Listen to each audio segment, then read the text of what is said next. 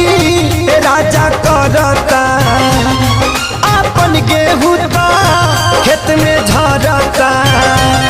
घाम उगत कड़ा लूह मारत बड़ा, ना मिले जवान जना तो बूढ़ी लगा दाना।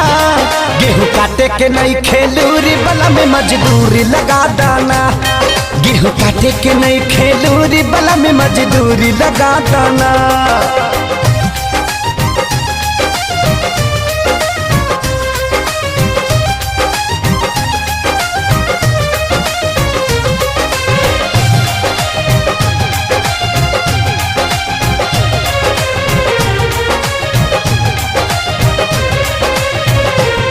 नहीं पावे रजऊ हमारा मान के बारी बोला रोज गतान के।